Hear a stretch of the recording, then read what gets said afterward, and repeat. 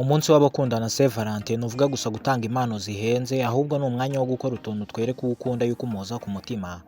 Mu kiganiro cy'uno munsi tugiye kurebera hamwe ibintu bigera ku icumi dukesha urubuga Life Hack ushobora gukora ku munsi wa Saint Valentin mu gihe utatanze impano.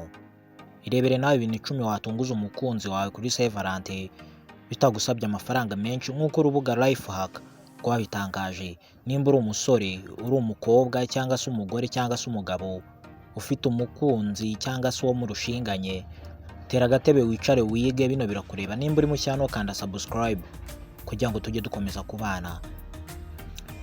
Muze turebere hamwe ibintu icumi watunguza umukunzi wawe kuri Saint Valentin bitagusabye amafaranga menshi. Icya mbere ni amagambo y'urukundo. Mu gihe utari bubone impano ikomeye uha umukunzi wawe kuri Saint Valentin, teganya amagambo y'umutomo uri bumubwire. Muri aya magambo kandi ushyiremo ayerekana agaciro umuha n'ibindi by'ingenzi hagati yanyu. Ibi bizatuma abona yuko ukimufite ku mutima kandi umuhoza ku mutima. Icya kabiri kandi ni ukumureba icyoroshye cyangwa se indoro y'urukundo. Itegereze mu maso y'umukunzi wawe nk'aho ari we kibasumba ku isi yose. Ibi bizashimisha umukunzi wawe kuko azabona ko umwitayeho cyane. Icya gatatu, tegura umugoroba udasanzwe. Gerageza uhindure uko wateguraga amafunguro y'umugoroba n'icyo kunywa, hanyuma umusangire hamwe. Ibi bishimisha umukunzi wawe, bizamumaramo iherezo ryose. Ibi byishimo mu ijoro ry'urukundo bizarangira muhageze. Icya kane kandi musohokane byoroheje. Birashoboka ko umukunzi wawe atabonye uko musohokana kubera impamvu z'akazi zitandukanye. Mutungura umusohokana ahantu horoheje.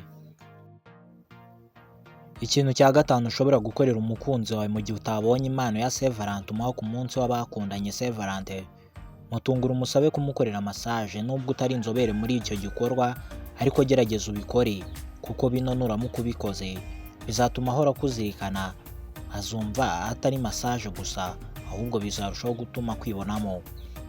Ikintu cya gatandatu ushobora gukora mu gihe utahaye umukunzi wawe impano, mushakira uruhushya rutunguranye.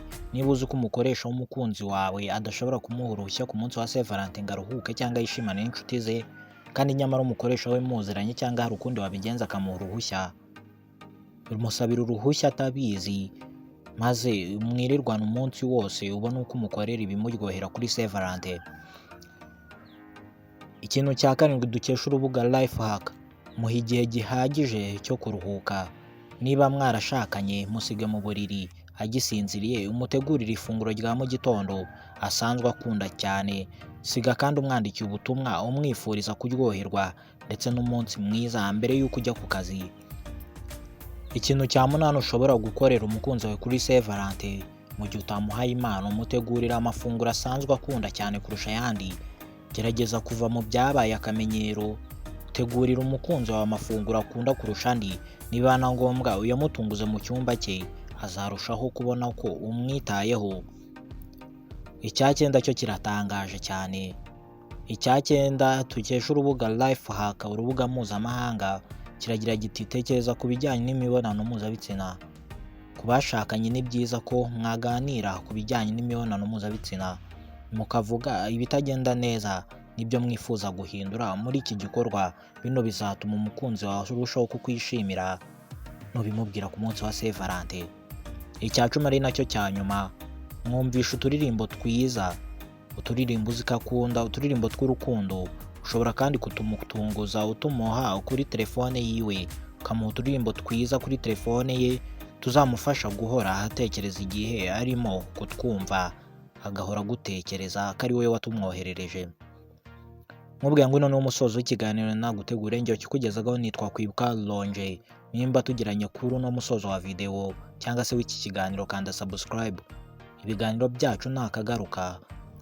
Ubu ni ubwami bw'ibyegeranyo byizewe. Amahoro y'Imana akomeza kubana namwe mwese.